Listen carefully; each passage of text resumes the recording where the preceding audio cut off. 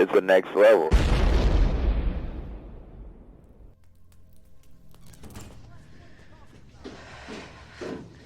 Did you find anything? They got him in a cabin up in Rochester. I mean, Beck, she's great. We talked earlier, and she's really great. You're great. All right, easy, Tiger. How'd you get on? I guess you got fuck all. No witnesses, but we definitely found fuck all. I'm not sure I'm using that term properly, but here. Fuck me. This is a jackpot. Well done, you two. This'll do nicely. All right, listen up, you lot.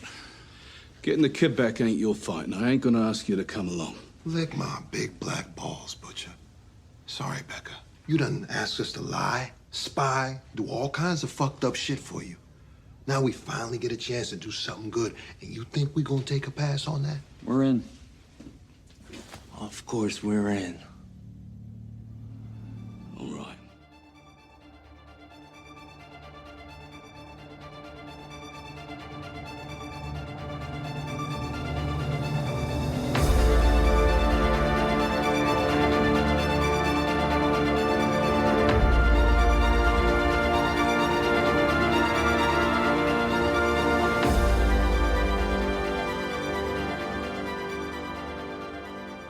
Hey, panelists, welcome back to the show. I'm Mark. And I'm Steve. And this week we are covering The Boys Season 2, Episode 8, What I Know. Oh, wow. It's not been a long road, but it's been a very interesting road getting here.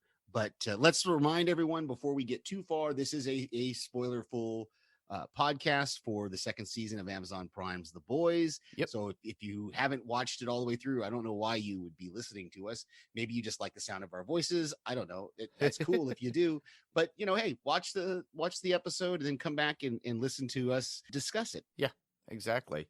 Because by then we'll probably be moved on to other things, but you could easily just send some sort of feedback later on regarding the episodes that you liked or what you didn't like. So with that, we should move on. So The Boys Season 2, Episode 8, What I Know. Well, the synopsis of this episode: Becca shows up on Butcher's doorstep and begs for his help.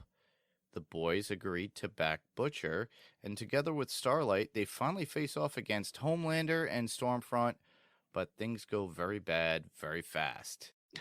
Yes, they do. So they battle Stormfront. I'm never going to give that up. I'm going to use that next season. Stormlander, you mean? You said Stormfront. You said it correctly. Oh, I said it. Oh, damn. Darn it,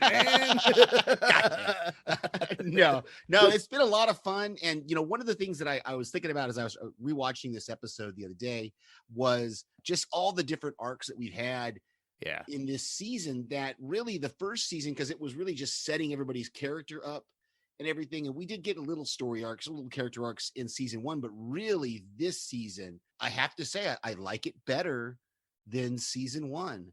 And just because we did get a deeper look into all of these characters, even our bad guys, Mm-hmm. Yeah. I definitely agree with that. They are in the very beginning of the first season. We actually start to experience these people for the first time, get to know who they are, what their quirks are, the personality.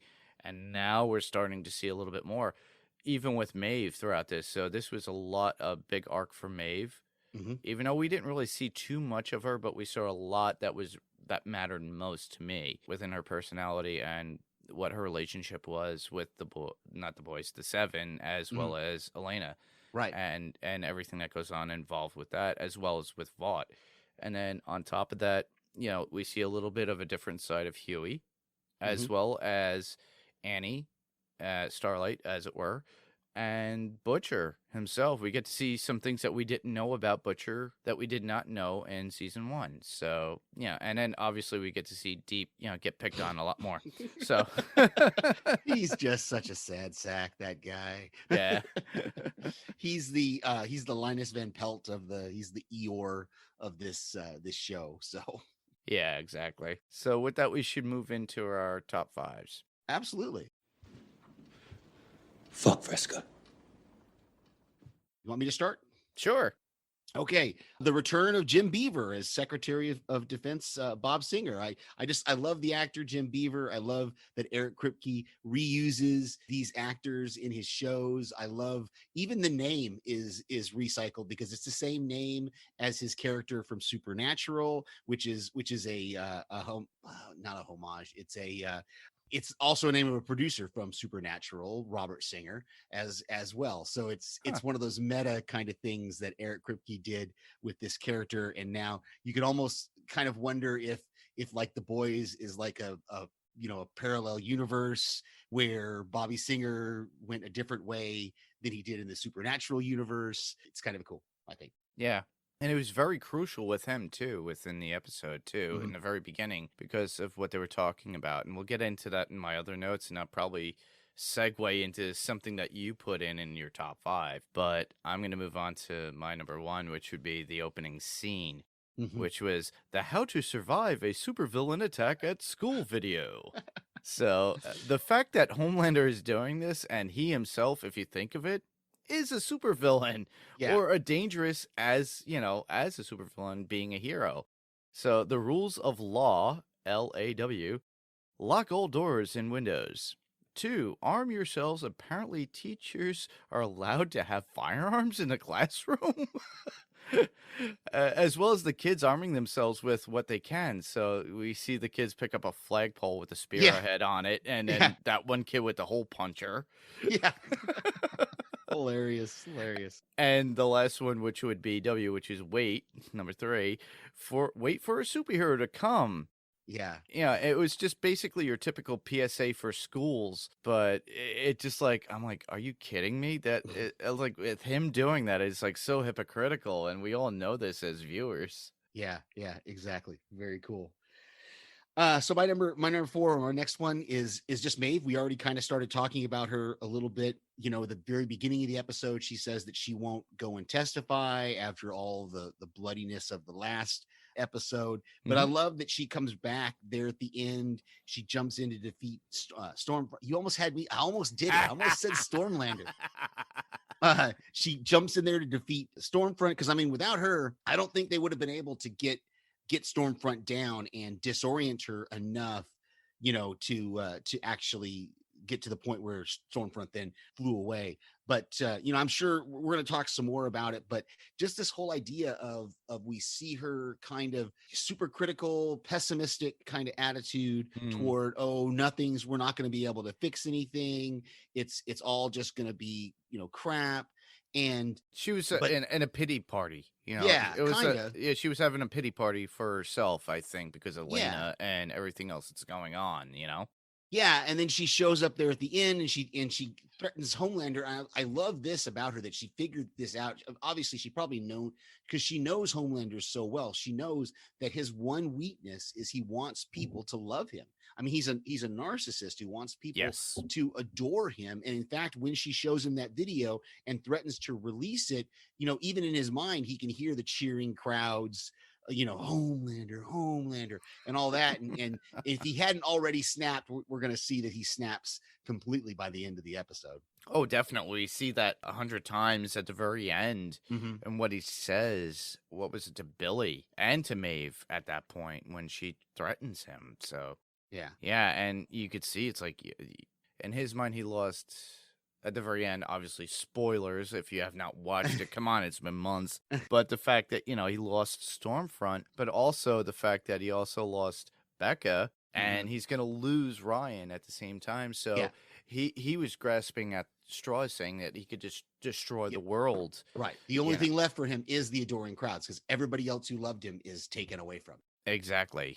So yeah, you could see how crazy he is.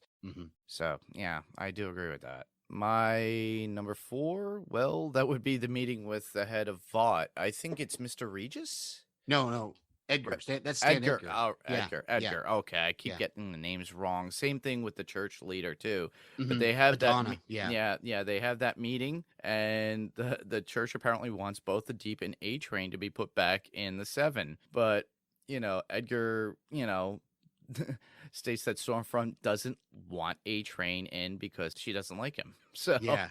and apparently the Deep is not a good cell to come back in some way, you know, but they make the accommodation due to A-Train being out or whatever, you know, out of whatever issues that they had, you know. I had a bit of this in my notes as well, because I found it really interesting that Stan Edgar, he recognizes what Stormfront is, and that's because Adana knows that she was a Nazi. He has that evidence, and Stan Edgar apparently knows this as well, and but he's able to look past that hatred or dislike he has or for those her, indiscrepancies, or those that, whatever, that they because have. she's still making him money, she's still, and so It's so a business. really, and well, it is, and it's a blessing really for him at the end when the evidence comes out that she's a Nazi, because now he can get rid of her and bring A-Train back. So it really ends up, you know, that whole thing of A-Train getting that evidence is a huge deal, that it doesn't just help him, but really it helps Stan Edgar out as well, because they can get rid of Stormfront at that point. Exactly. And the fact, the way he does it, and we'll talk about that a little bit more later. Yeah. My next one is that we finally get the scene. We talked about it in the last episode with Ryan kind of freaking out there at the Planet Vought restaurant. You know, he gets overwhelmed. And then I found it interesting. It didn't click in my head until this last time watching it, that Homelander, basically, we see that Homelander cares more for Ryan than he does for Stormfront, because he takes Ryan out and he leaves. And Stormfront's just like, just left all alone in there looking around going, what's going on? And then she has to go find him. Yeah, exactly. And I thought that was really interesting. It was really telling again of that we're starting to see who he cares about and what he cares about more. So exactly, and that would be my number 3 too. But also, there's that conversation in the cabin when Stormfront actually pushes Homelander to go talk to his own son, and he doesn't know how to be a father because he himself, deep down, is pretty much like a child. But he discloses this information about him. He had the same issues like Ryan did when he had his abilities, but obviously they were promoting him, and they said, they found me like 6 miles down I-95. Right, just crying his eyes out. I-90 or something, and he was crying. And he was like, and Ryan was like, "You cry?" He goes, "I haven't for a long time, but yeah, I do cry." So it was him exposing himself and showing Ryan that he is a person just like Ryan, and he explains to him, like, you know, that, and he kind of stops himself. He says the doctors, and he goes, "Oh, the people that raised me." Right. And he goes on and on about that, and the fact that he wants to be there for Ryan. So it shows some sort of, he was very genuine in his feelings and his thoughts towards Ryan and what he wanted to do and to help him, because I think he sees himself in that kid, but also is afraid of that kid at the same point, because we see that at the very end of what he did. Yeah. But, you know, it was very touching, and it was a good scene overall, you know, to see Ryan do that. He was doing, I forget what he was reciting. Was it presidents? No, the states. The states, He did the states. He says he does them in alphabetical order and geographical order. Yes. Which I don't know what he meant by geographical order, because top to bottom, right to left, maybe, or bottom to top, right to, I don't know. That would be an interesting way that but it was the names of the states. Okay, I knew it was something I forgot, but I didn't write it down. But the thing is that the fact that, you know, Ryan was put into these things, and Homelander doesn't want the same, you know, treatment that he got as a kid for his own kid. Now, mind you, in the very beginning, it was all about getting back at Becca and to take what is his, which is his child. But I think deep down, after a while, he grew an attachment to this kid, and he knows this is his son. And he is a bit afraid of him. I'm sure he is. But, you know, it showed how human he can be with his feelings, even though he's a loon. He's a Looney Tunes, you know? Well, it's still, like I said, it's this whole, and I hope I'm using the term correctly. It's the whole narcissistic personality is that having control. Yeah. And then this is the extension of that control is having his son. So absolutely, he's gonna care for Ryan to the extent of the fact that Ryan is his son. But he's yeah. also opening himself up too at the same time, I A, think. a little bit. I can give you that. Yeah. Yeah. But that leads right into my next one, which is that whole scene in the cabin when Homelander comes back and he finds the uh he finds the telephone. He finds Butcher's the telephone that Stan Edgar had given Butcher Mhm. to use to call him for the troops to come to get Ryan. And he realizes, and it's interesting because I guess he must have put the plan together because he hears the soldiers say something about getting the boy, or he hears Stan Edgar on the phone. That's what it is. He hears Stan Edgar on the phone say something about make sure you get the boy. And so he realizes that Vought was going to take Ryan away from him Yes. as well. And that makes him snap. And then he just kills all those guys in the cabin. And, he comes out and he's all covered in blood. And then when he finds Ryan and Billy and Becca there in the clearing, he's all covered in blood and he's trying to get Ryan to come to him. And Ryan has just killed Becca, or killed Storm or shot Stormfront. And in the process, accidentally killing Becca, and which is just heartbreaking. But I love that whole, as we tie all that together, and as Becca is dying, that she tells Billy to make sure Ryan doesn't blame himself, right? Make sure that he knows it's not his fault that this happened. Yeah, that's part of my number one, and we'll go into that then. But yeah, that was a hard scene. The last 15, 20 minutes of the show was really hard. Yeah. To watch, But yeah, we'll get into that one as soon as we get to my number one. My number two at this point is A-Train just popping in on Annie and Huey and handing over a file to them with all of Stormfront's information from Vought. Who she is, what she has done. It's A-Train's way of getting back into the Seven. Well, yeah, because he knew from what Stan Edgar, had said there with Adana, he knew the only way he's going to get back into Seven is to get Stormfront out of the Seven. Yes. And A-Train even states, he goes, yeah, fuck that Nazi bitch. Yeah. and I thought it was funny how he just popped in on them as they were driving. And then as he's talking, he's like standing there talking to Annie and Huey. Annie just points out and states the stress that it would have done to his heart, and Huey pointed out how he saved his life because A-Train is using Compound V, so that would put a lot of stress on his body to give him another cardiac arrest. Right. I think what the point of that whole scene was is I think we're supposed to understand that he stopped doing that. That he stopped using the Compound V because he says, I'm fine now, I'm not doing that anymore. So he wasn't worried about having a heart attack by using his speed. So I think that's what we're meant to take from that scene. Yeah, but he's still using a speed which could actually accelerate his heart to the point where it can hurt it. Because right, that's what I'm saying. I don't think so. I think we're meant to understand that since he stopped taking the extra I know. Even though he stopped, it's not going to. No, but that's what I'm saying is we're saying. Wait, are you saying that he's risking a heart attack, or because I'm saying I don't think he is at all. I think he's good to go. I think he can use his speed all he wants as long as he doesn't use the Compound V. That's what I think we're meant to take from that. I think so too, but I'm also thinking because he's just using his abilities as they are without the V. Right, exactly. Without the extra V. Right. Yeah, that it's even because he's already suffered a heart attack, he still is at risk at some response. I mean, I guess health wise he might be, but like they point out the fact that they need a speedster. So he's the speedster again. So I think, but yeah, I had this in my notes because it had me tearing up. All these scenes in the car between Huey and Starlight, where we really realize that Huey has become Starlight's canary as well, because he's pulling her back to that hopeful side where she was starting to get dark, man. She was starting to lose that perspective. She started to get into that pity, like what Maeve had.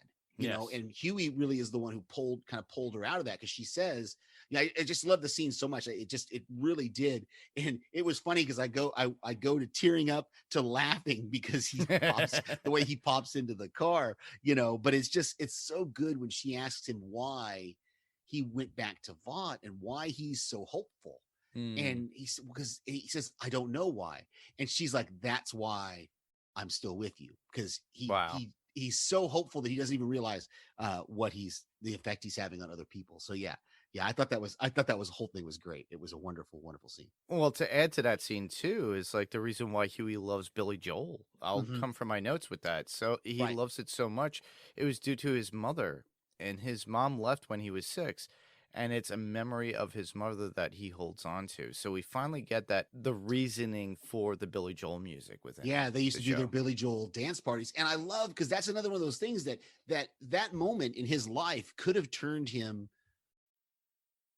hard and mean, Mm-hmm. knowing that my Yeah. mom just left me. But instead, he was looking towards the hopeful side of it. Well, yeah, she left. She didn't die though. She's, She's just and gone. And he says, Annie actually thought she was dead because he Right, never right. spoke of her. and I love that he took that moment in his life that could have sent him down a dark path, and he said, I don't ever want to be like that. And what's cool is I have there's a good friend of mine who is very similar to he was adopted because basically his birth family didn't want him.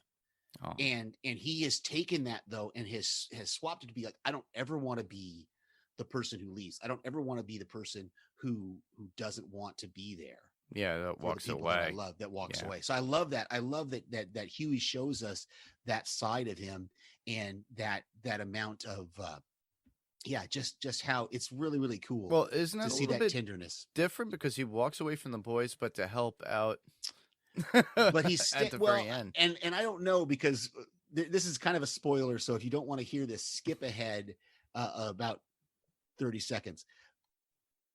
2, 1.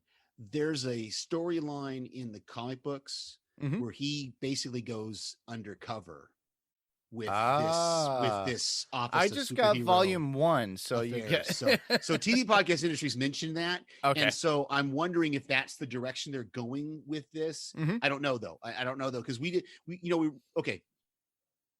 Back from the spoiler. Because we don't know what Billy's response is. Billy, remember at the end, Mallory wants him to run the team with funding, and he just walks away and puts his sunglasses on. He doesn't say no, he doesn't say yes. Yeah, He just walks away. And that's I Billy. think, I think the show had to do that though, because I'm sure when they were filming, they didn't know they were going to get They picked have up a for season 3. Yeah. Right. So they didn't want to leave that hanging out there unless so it's going to be interesting to see when we get to season 3 what's going on there. So yeah. And to let all you listeners know too, there actually is a new boys comic that's out there. I saw it recently on the shelves when I went to my comic shop. Oh, cool. So they're at issue 4, and it I don't remember the title, but it's out there. But you have the omnibuses or the volumes that are out there. I got volume 1 recently on trade. I picked that at Cave Comics, and yeah. As well as Snowpiercer up at Mega Brain too. So when Snowpiercer comes back, I'll be ready. Nice. Nice. Yeah. Okay. So that leads us to my number 1, which is probably Correct. I don't know what your number. It's probably very similar. Very similar. Is just that whole fight there at the end. Yeah. With Stormfront, where she shows up there, and I'm still a little unclear about how they drew her there, but because she just kind of shows up there in that field. Yeah, she. I'm trying to nobody has a remember- tracer or something. It's Yeah, not like I'm trying to Homelander's remember- there because she knows how to find Homelander. Yeah, I'm not sure how that whole thing. I have to go back. I didn't pay, but I don't understand why does Frenchie make a point of yelling, "Oh, get to the car because that's where the weapon is that we can use to defeat her," because automatically she hears that and she destroys the car. Mhm. I mean, I didn't notice it the first time around, but this most recent watch, I was like, what is he doing? Yeah, Like, I know. It was just very. But then again, this is Frenchie, and he's very strange. Remember the last few Yeah. times we talked about his antics and what he Yeah, does? Yeah, He's got a purpose in what he does. I guess it just didn't make any sense. And wasn't to me. Kimiko in the car too? No. They were all out of the car. Oh, That okay. was I like I said, I don't remember exactly when she shows up there, why she showed up there, but they drew her. They drew her there. Yeah. To try to defeat her, but they left the thing in the car.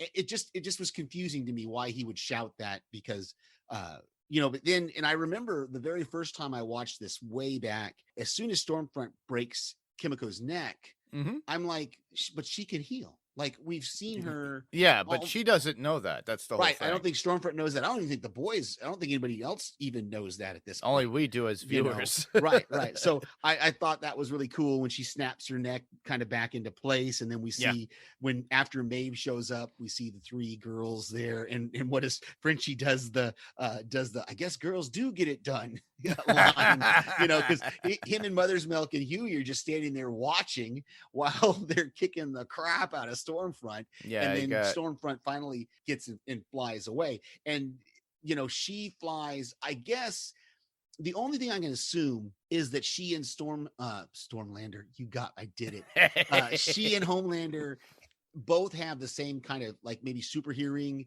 and so they were able to locate Ryan and Becca and Billy, because Stormfront shows up first and then starts attacking. Billy tries to fight her off. She grabs Becca, got her by the tree, and then Homelander shows up after Ryan has his reaction to his mother being strangled. So yeah.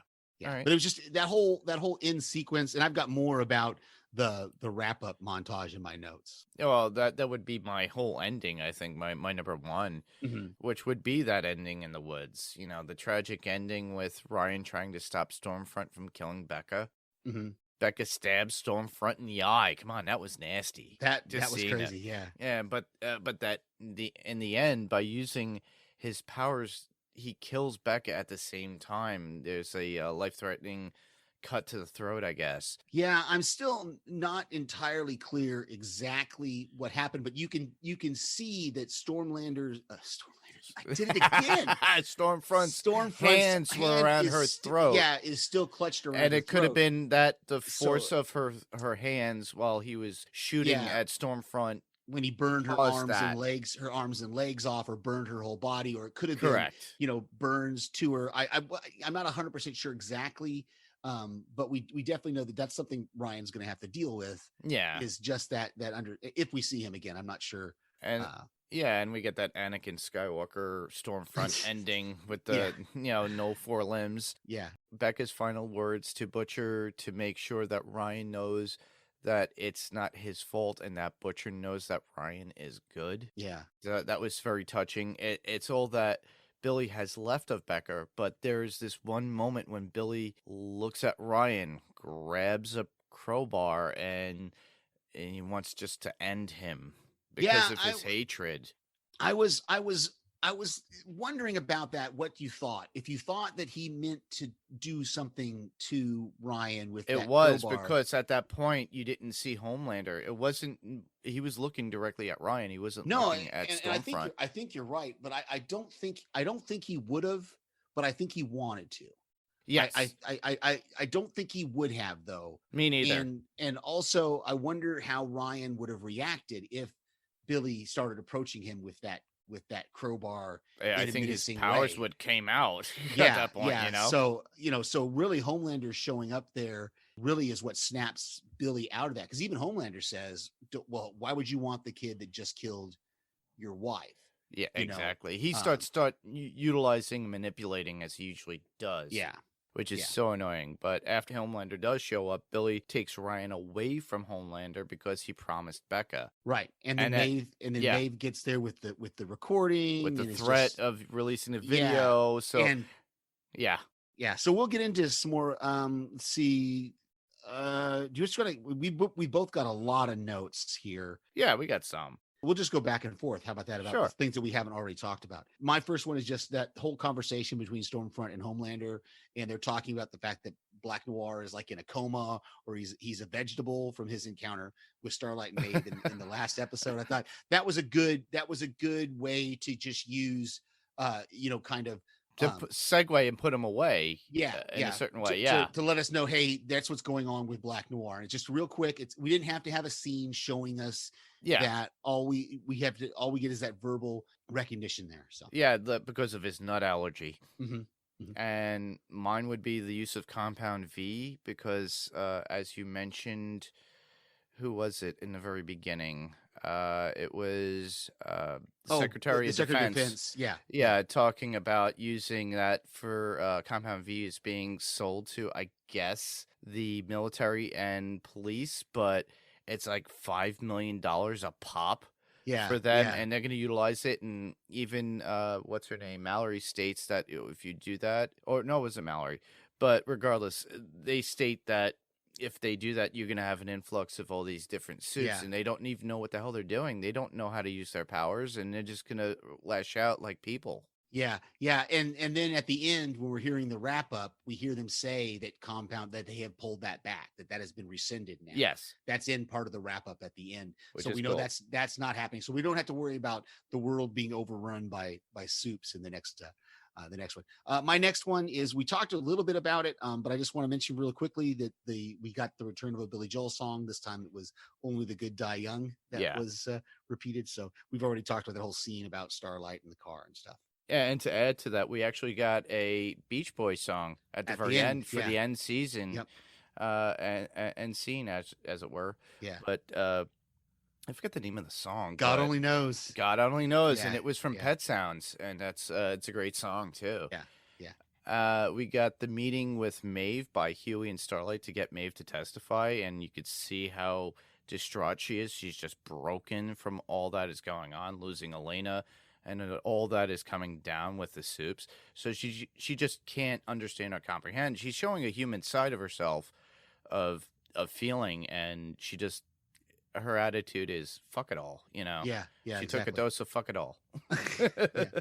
So my next one is, I did catch the napkins fluttering when we have that scene between Stan Edgar and Alistair Adama. The napkins kind of flutter, and then later in that scene we see A-Train kind of walk out of the shadows, and so that was that moment when he was in the mansion and he found the what did Adana call it at the end? The private data research, I think, or something like that, which is just blackmail stuff that he has on all the soups. And that's what he tells Victoria Newman at the end, you know, is that we have all this blackmail stuff that I can give you for these soups that'll really hurt Stan Edgar. And I think I finally kind of put it together now, how she's being used by Stan Edgar is it's more to protect him, but kind of like from the other side kind of thing. Exactly. It's more of like a business proposal to him more than anything. Yeah, I hope in the next season they show us some kind of interaction between the two of them,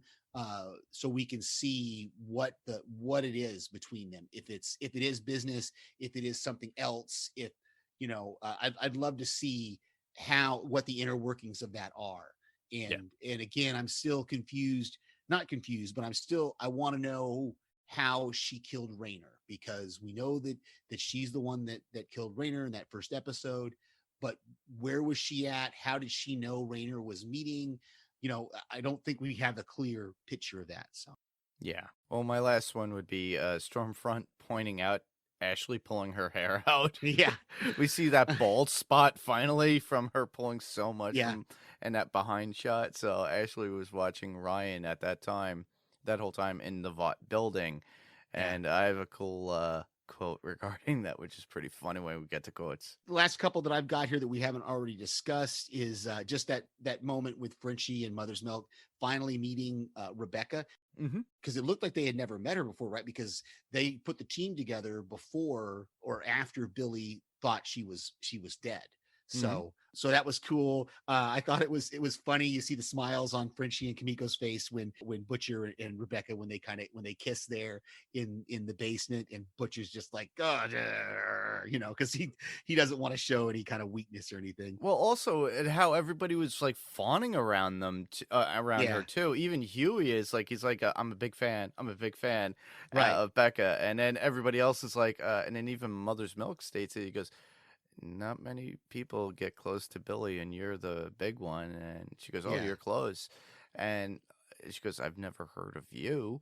Now, mind you, it's like, this is a different world for her, because Billy's been in rat with these guys for years, and he thought Becca was dead, but yet, you know, they're all like, they've heard about her, but she fixated. doesn't know anything about them, because she wouldn't. How could she? Yeah, exactly. Yeah, it's a few more things that we haven't talked about from the wrap up. In that little press conference, Homelander says that Stormfront is being held in an undisclosed location. He reveals that Starlight was wrongfully accused, and now they've got her, Maeve, and A-Train back in the 7, but obviously not the Deep.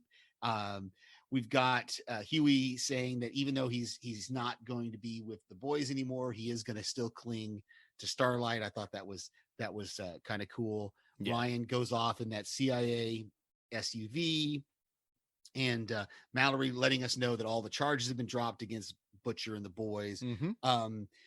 And we see get that French- whole montage too at the yeah, very that's end. what. Yeah, Frenchie. That's what I'm going through. This is all the notes that I have Yeah. from that little montage. We see Frenchie and Kamiko go off together to have their dance party. We see Homelander doing whatever he wants. I can do whatever I want. I can do whatever I want. Kind of thing. And then we have Huey joining up there with Victoria Newman. So that we'll find out more about that probably in the next season. So I think that was everything. Oh, we do see Mother's Milk. I didn't say that. He goes back to we see him get back to his family. So that was really cool. And of course, we've already been talking about, but just the huge reveal that Victoria Newman was the one who was doing the head popping. So yeah, some great stuff there. Yeah, definitely. And on top of that, what did the Deep say to the head of the church about Fresca? Fuck Fresca or something? Yeah. And he said that his new wife is terrible at blowjobs. Yeah. So she's weird and freak. yeah. So let's why don't you start? We'll just go back and forth with our quotes. All right, I'll start with my first one, which would be Billy saying, "We're gonna shoot Roadrunner right in the head." When Annie and Huey meet the boys in their secured location, finding a way to take down a few of the soups. I thought that was funny. I like that. And I love that Annie's mom says, "The anxious boy, really? With the moist handshake?" When she's talking about Huey. It's funny. Both her and Maeve have this weird reaction To when they Huey. meet Huey, and they're like, "Really? Him?" Yep. So talk about punching above your weight there, Huey. Yeah, well, to move on to more with Maeve about that's in her apartment when Maeve goes, "He's even more of a twink than in the picture. I could split that shit like dry firewood." That's when Huey was trying to shake her hand when they meet her in her apartment. Yeah. And he goes, "Oh, a huge fan." Yeah. And then when Huey and Annie are talking about the Billy Joel thing before he reveals his mom, he says, "I'm 57 on the inside." I thought Yeah, she said that. She pointed out saying, "What are you, 57?" I love that. He says, "I'm 57 on the inside." I thought that was funny. Last one I would have would be Stormfront saying, "Hey, Ryan, I get it. I would feel lonely too if I was cooped up all day by myself in this West Elm Death Star." And that's after Ryan wanted to call his mom and Homelander getting frustrated because Ryan is still attached to Becca. Yeah. And I love the look that she gets from Ashley, who's pulling out her hair going, "He's not been alone. I've been here with him." Yeah, exactly. I think it was like disregard Ashley. Yeah, exactly. And then in regards to Adana, when he was telling the Deep why he wouldn't be able to get back into the 7. After that whole conversation with Stan Edgar, Adana says 1 hero is redemption, 2 is weakness. So yeah, very cool. So no feedback this week. Okay. But we do have some comic news. Okay. So there is a comic out now called The COVID Chronicles. And this was a comic written and drawn by comic artists that were in lockdown in the beginning of the pandemic that were falling on hard times. So they utilized real stories from the pandemic to explain what people were going through within this particular graphic novel. Now, mind you, I think this was produced or set up by Alyssa Milano. I could be wrong, but I got that from the guy from the comic shop when he mentioned it the other day when I went to get my pull list, but I have not really gotten to read the comic itself. But the money that the comic receives actually does support those comic artists that are struggling still. So I got wind of this when I stopped at the comic shop, and that's where I got that information that Alyssa Milano was tied to it in some way, and found out that Jerry Ordway himself ordered a copy, and both Matthews that own the shop ordered a few more copies, which one of which I picked up. And I just suggest that to people to get it and support your artists that are, that bring us this entertainment within comics. It's a good way to help them because sometimes there is no pension or anything with these guys. They survive on what they do. They're basically, I like to call them heroes for hire because they give us our heroes. So I would suggest go out there, find the COVID Chronicles. You'll probably find it on Amazon. You can probably find it in your local comic shops if they're open. So do that and, help out an artist in need. And the last bit I would have, well, apparently there's an article out there called "The Boys, the series proves Steve Rogers was right about one thing in Captain America Civil War." So apparently there's a correlation. Hold on, I skimmed the article when I saw the original posting of this. It basically is the whole thing about whatever they called those accords in Civil War, where they were Sokovia. Yeah. The Sokovia Accords, where they were trying to basically control superheroes from not letting them get out of hand. Yes. And so that's basically what the correlation that the article is drawing is the fact that we see these heroes, these superheroes in The Boys getting out of hand, and that's what the article talks about. Is it goes back and forth between the Sokovia Accords, the reason for them, and then some of the actions that were taken in The Boys. So that's what it's all about. Which makes real sense, but I suggest everybody to go read it. We'll put that in the Facebook page when we drop this episode, so you'll see a link in there, and I'll make note of it. Absolutely. So, with podcast recommendations, Steve, what do you have? Well, over on Strange Indeed, which is a Podcastica podcast, they've wrapped up the Great British Bake Off and The Haunting of Bly Manor. Next, I believe Rima and Paik are going to discuss the movie sequel to The Shining, Dr. Sleep, which is based on the book Dr. Sleep, which is a sequel to the book The Shining, not the movie. So I'm not sure. I've seen it. I've seen Dr. Sleep. So I've not read. It's been years since I saw The Shining, so I may have to watch The Shining again and then check out Dr. Sleep. They actually do utilize some of the stuff from the first movie. Okay. So it's not like they're omitting the movie in any at all. But the thing is, it's really more specific to the books and how they are. You got Ewan McGregor in there as I forget the name of the kid. Danny, yeah. So he's Danny as an older person dealing with his own demons, and then he deals with his journey. And there's I'm not going to give anything away, but there's some darkness that he encounters, and I highly recommend it. I never read the book, but I only watched the movie for this particular one. I didn't read Dr. Sleep, but I do recommend the movie itself. It's an interesting take, but you got to just watch it from a different viewpoint. It's not The Shining. This is a different story, but is pretty much within the same realm of that particular movie. Well, it's a sequel, so it's I get it. And then the only other one I have is over on Run for Your Lives, which is a Pirate Core Entertainment podcast. Paik and Daphne dropped their discussion of the 2020 movie Love and Monsters, which I watched and sent them some feedback. I still watch it. It's really good. It's really good. It's a little it's good. It's good. Yeah, it's got Michael Rooker in it, and so it's got some good stuff there. Was there Marina Becker in it too, or no? No, I don't think so. I was thinking of something else then. But I do have the movie. I haven't watched it yet. It's just like sitting there waiting. Yeah. I'm kind of busy these days. It's the holiday seasons, everybody. I hope everybody's staying safe. The only one that I would have to give would be the Celebrity Spotlight with Ben Beck. And he is building up quite a catalog of celebrities to interview in the coming months. And I look forward to that. So you can hear Ben Beck on the Next Level Podcast Network on the Spotlight. So I suggest checking that one out. Very cool.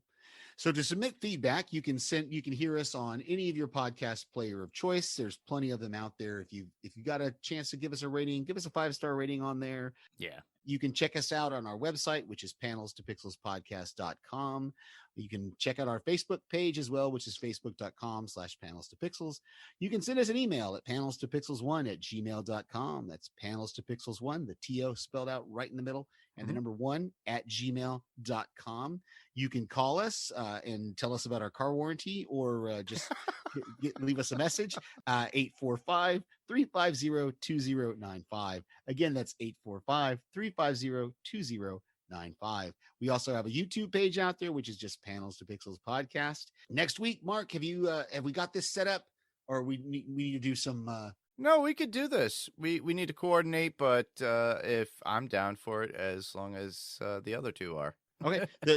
Currently, the plan for next week or next time you hear our voices will be to discuss the movie Scott Pilgrim versus the World, with hopefully a couple of special guests. We'll probably do just a roundtable discussion like we've done before about these movies. Definitely. So if you've watched Scott Pilgrim versus the World, if you're a fan, if you're not a fan, if you like it, if you don't like it, hey, send us something and we will read it or play it. Exactly.